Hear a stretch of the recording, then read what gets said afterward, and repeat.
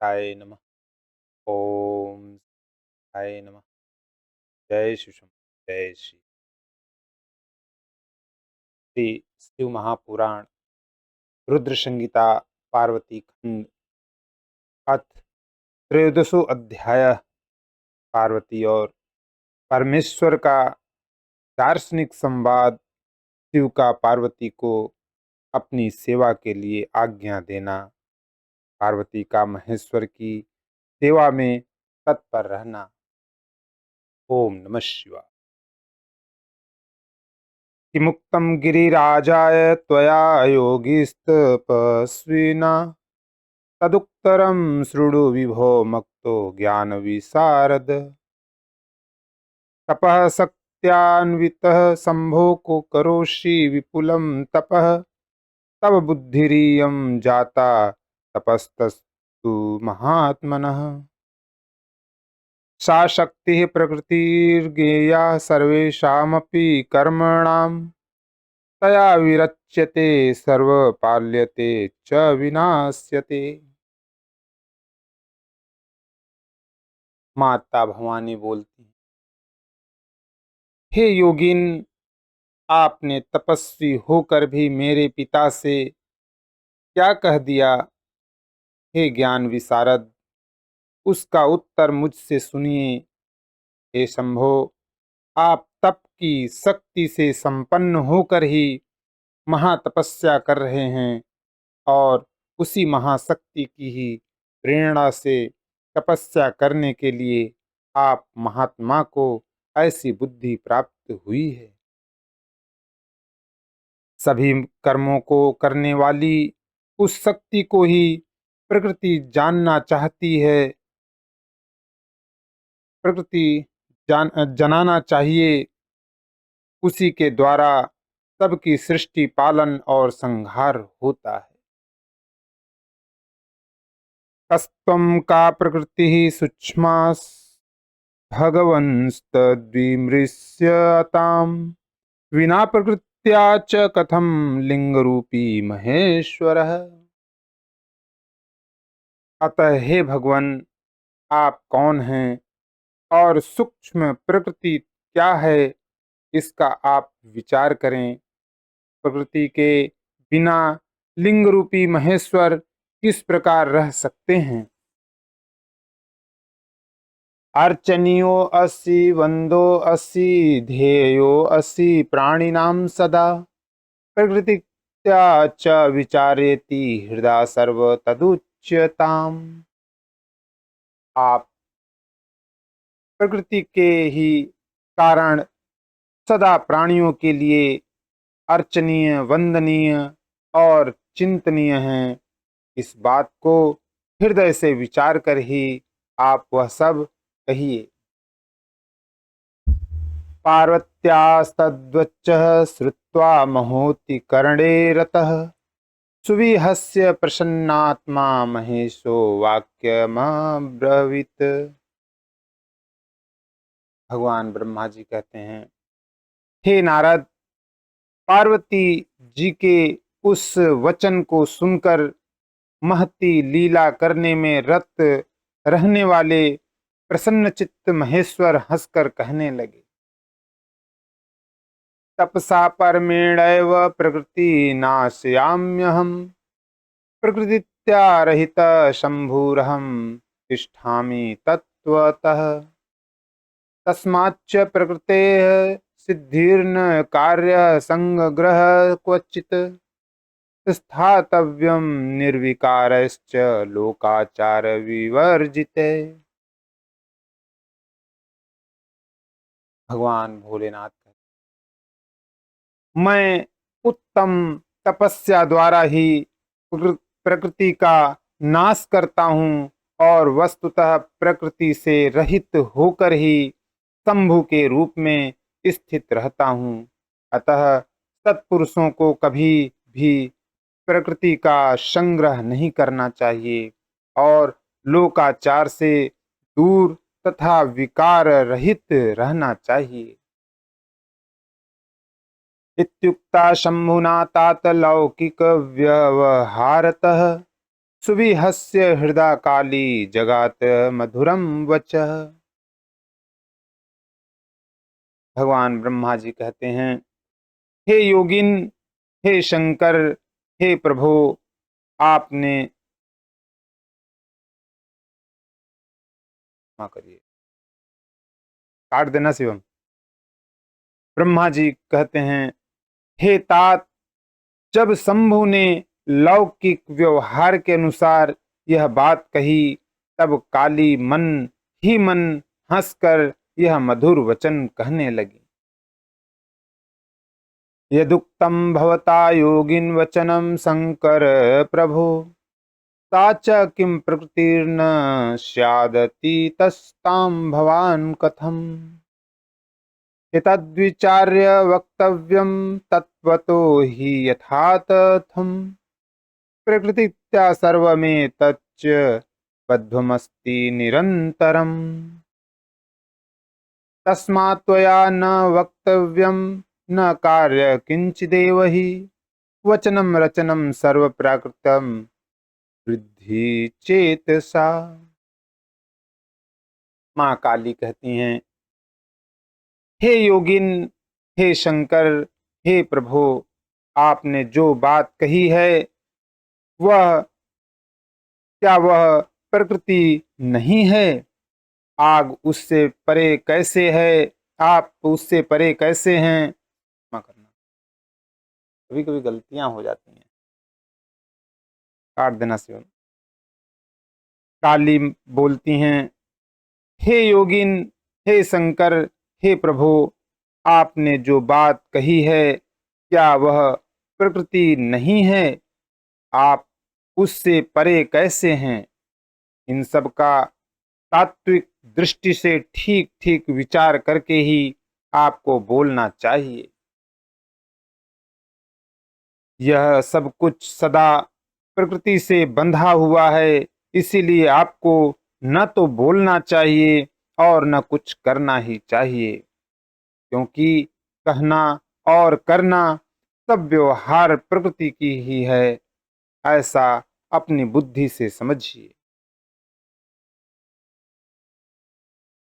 यच्छृणोषि यदश्नासि तत्पश्यसि करोषि यत्, तत्सर्व प्रकृतेः कार्यमिथ्यावादो निरर्थकः। प्रकृतिते परमस्वेत्वं किमर्थतप्यसे तपः, त्वया शंभो अधुना वास्मिन् गिरौ हिमवती प्रभो।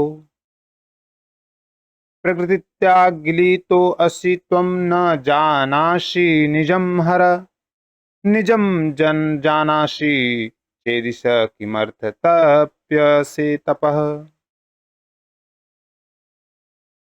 आप जो कुछ सुनते, खाते, देखते और करते हैं वह सब प्रकृति की ही कार्य है, इसे मिथ्या कह देना निरर्थक है। हे प्रभु शंभो, यदि आप प्रकृति से परे हैं तो इस समय इस हिमवान पर्वत पर आप तपस्या किस लिए कर रहे हैं? हे हर, प्रकृति ने आपको निगल लिया है, अतः आप अपने को नहीं जानते। हे ईश, यदि आप अपने को जानते हैं तो किस लिए तप करते हैं? वाग्वादेन च किं कार्यं मम योगी सत्वया सह, प्रत्यक्षे ह्वानुमानस्य न प्रमाणं विदुर्बुधा। इंद्रियाणां गोचरत्वं यावद्भवति देहिनां, तावत् सर्वविमन्तव्यं प्रकृतिं ज्ञानिभिर्धिया। किं बहुक्तेन योगीश शृणु मद्वचनं परं, सा चाहं पुरुषो असि त्वं सत्यं सत्यं न संशयः। हे योगिन, मुझे आपके साथ वाद विवाद करने की क्या आवश्यकता है?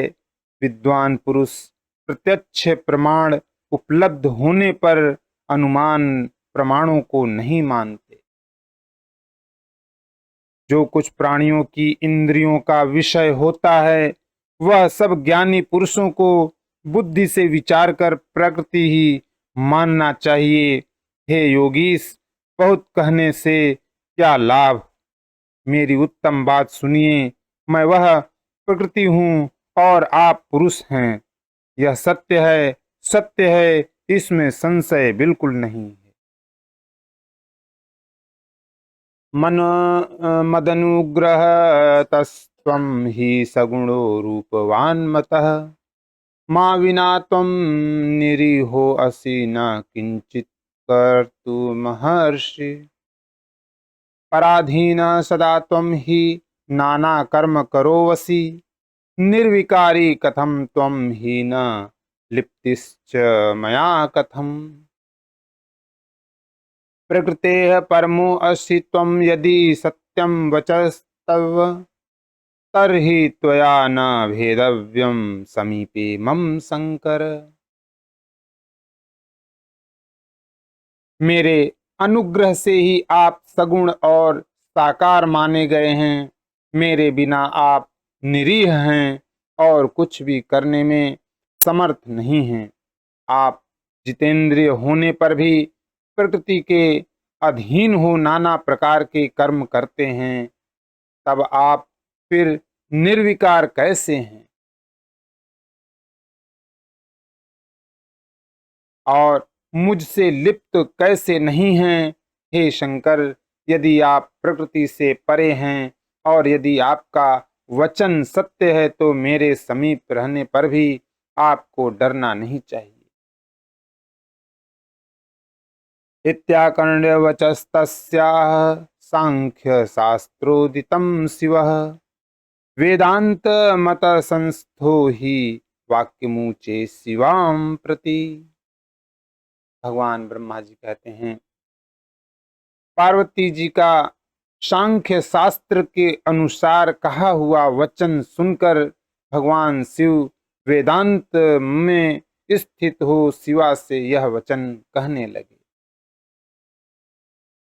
इत्येवं त्वं यदि ब्रूषे गिरिजे सांख्य धारिणी। प्रत्यहं कुरु मे सेवा मनीषिद्धा सुभाषिणी। यदहं ब्रह्म निर्लिप्तो मायया परमेश्वरः। वेदांत वेदो मायेशस्त्वं करिष्यसि किं तदा।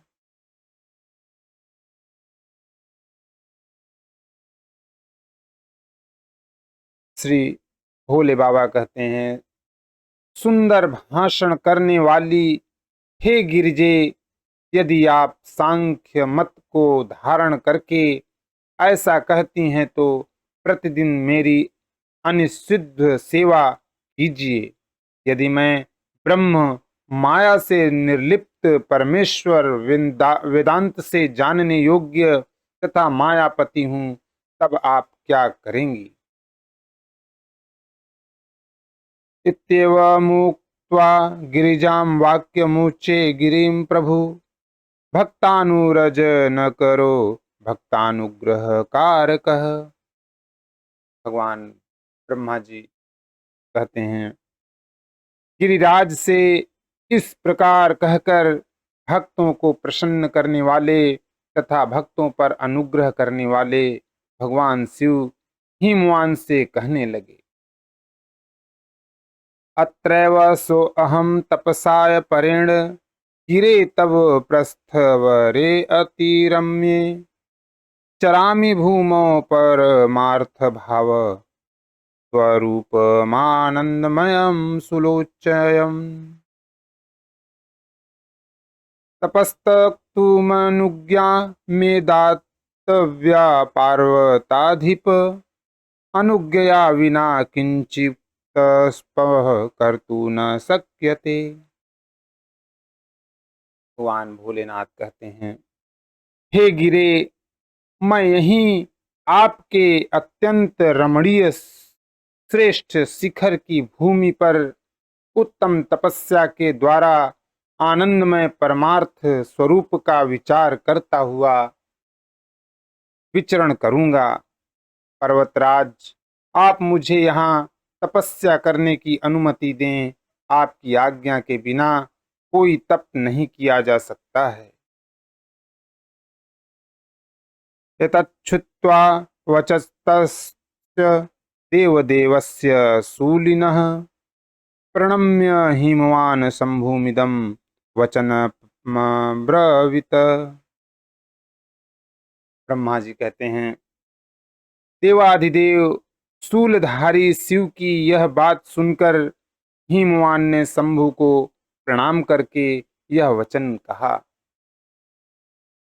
त्वदीयं हि जगत्सर्व तदेवासुर मानुषम किमप्यहं महादेव तुच्छो भूत्वा वदामि ते। हिमवान कहते हैं, हे महादेव, देवता, असुर और मनुष्यों सहित संपूर्ण जगत तो आपका ही है। मैं तुच्छ होकर आपसे क्या कहूँ।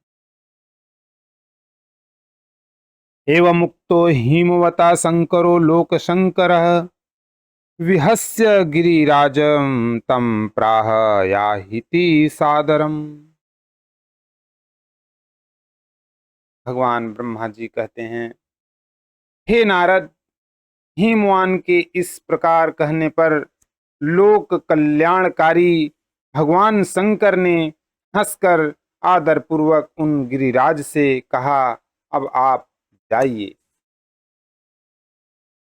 शंकरेणाभ्यनुज्ञातः स्वगृहं हिमवान्ययो सार्धगिरिजया वै प्रत्यहं दर्शने स्थितः पित्रा विनापि सा काली सखीभ्यां सह नित्यसः जगाम शंकराभ्यासम सेवाय शक्ति तत्परा निशिषेध न ताम को अपि गणो नंदीश्वर अधिकः महेश सास नाक्तात तच्छासन करः शुचिः। शंकर जी की आज्ञा पाकर हिमवान गिरिजा के साथ अपने घर लौट गए। तब से वे गिरिजा के साथ प्रतिदिन उनका दर्शन करने लगे। काली अपने पिता के बिना भी दोनों सहेलियों के साथ नित्य भक्ति परायण होकर सेवा के लिए शंकर जी के पास जाती थी। हे तात, महेश्वर के आदेश से उनकी आज्ञा का पालन करने वाले पवित्र नंदीश्वर आदि कोई भी गण उन्हें रोकते नहीं थे। सांख्य वेदांत मतयोः शिवयोः शिवदः सदा संवाद सुख कृच्चोक्तो अभिर्न्ययो सुविचारतः गिरिराजस्य वचनाक्तनयां तस्य शंकरः पार्श्वे समीपे जग्राह गौरवादपि गोपरः। विशेष विचार करने पर परस्पर अभिन्न होते हुए भी सांख्य और वेदांत मत वाले शिवा तथा शिव का संवाद सभी के लिए सदा कल्याणदायक तथा सुखकर कहा गया है। इंद्रियातीत भगवान शंकर ने गिरिराज के कहने से उनका गौरव मानकर उनकी पुत्री को अपने पास रहकर सेवा करने के लिए स्वीकार कर लिया। वाचेदं वच काली सखीभ्यां सह गोपति नित्यं मा सेवतां यातु निर्भीता वात्र तिष्ठतु। एवमुक्त्वा तु तां देवी सेवाय जगृहे हरः निर्विकारो महायोगी नाना लीला करः प्रभु। इदमेव अहर्धैर्यधीराणां सुतपस्विनां विघ्नवत् नित्यपि संप्राप्य यद्विध्यनैर्न विहन्यते।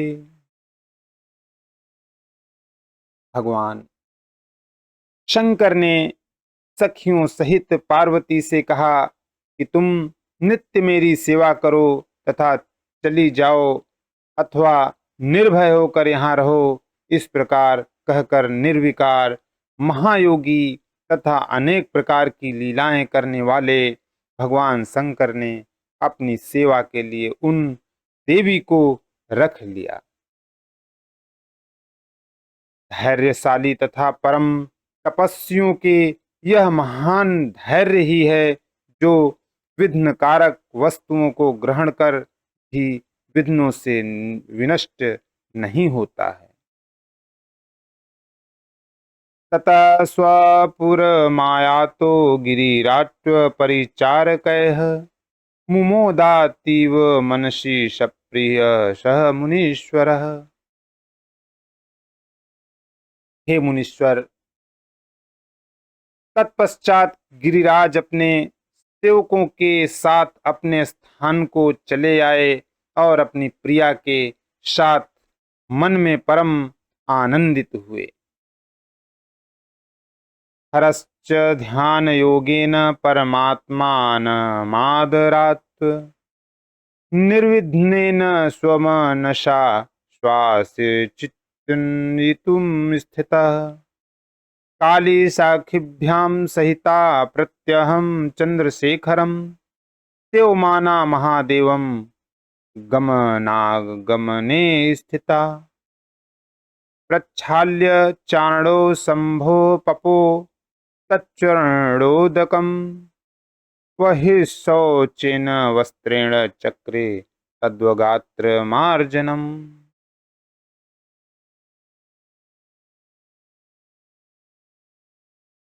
भगवान शंकर भी आदर पूर्वक ध्यान योग के द्वारा निर्विघ्न मन से परमात्मा का चिंतन करने लगे। काली भी प्रतिदिन सखियों सहित चंद्रशेखर महादेव की सेवा करती हुई वहां जाने आने लगी।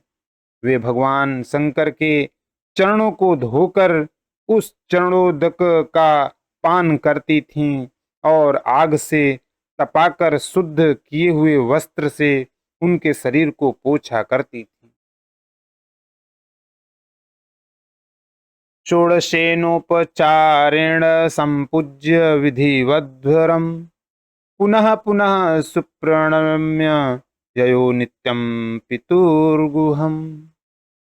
एवं संसेवमानायाः शंकरं ध्यान तत्परं व्यतीयात्य महान् कालः शिवाया मुनि सत्तम। कदाचित् सहिता काली सखिभ्यां शंकराश्रये में वितेने सुंदरम गानम सुतालम स्मरवर्धनम। वे नित्य प्रति षोडशोपचार से विधिवत भगवान हर की पूजा कर बारंबार उन्हें प्रणाम कर अपने पिता के घर चली जाती थीं। हे मुनि सत्तम, इस प्रकार ध्यान में तत्पर भगवान शंकर की सेवा करती हुई उन शिवा का बहुत समय व्यतीत हो गया। वे कभी अपनी सखियों के साथ भगवान शंकर के आश्रम में ताल से समन्वित प्रेम वर्धक सुंदर गान करती थीं। कदाचित् कुश पुष्पाणि समेधम नयति स्वयं सखिभ्यां स्थान संकारं कुर्वती न्यसत्तदा। कदाचिन्यता गेहे स्थिता चंद्रभृतो भृशं विच्छन्ति विस्मयामाश सकामा चंद्रशेखरम। वे कभी कुशा पुष्प तथा समिधाएं स्वयं लाती थीं और सखियों के साथ आश्रम का सम्मार्जन करती थीं। वे कभी नियम पूर्वक शंकर जी के आश्रम में रहकर सकाम भाव से शंकर जी को देखती हुई उन्हें आश्चर्यचकित कर दिया करती थीं। ततस्तस्तेन भूतेस्तस्तां निसंगा परिस्थिताम् तौ अंचित यत्त्वदा वीक्ष्य भूतदेहे स्थितेति च नागृहीदृशः काली भार्यार्थे निकटे स्थितां महालावण्य नीचयां मुनीनामपि मोहिनीम्। महादेव पुनर्दृष्ट्वा तथा तां संयतेन्द्रियां स्वसेवने रतां नित्यं सदयः समचिन्तयत्। यदैवैषा तपश्चर्याव्रतं काली करिष्यति तदा च तां गृहीष्यामि गर्वबीजविवर्जितात्।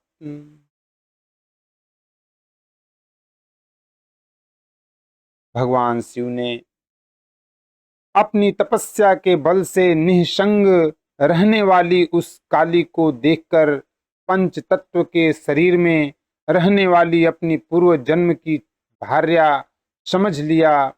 फिर भी शिव जी ने मुनियों को भी मोहित कर देने वाली तथा महासौंदर्य की राशि स्वरूप उन काली को अपनी पत्नी के रूप में ग्रहण नहीं किया।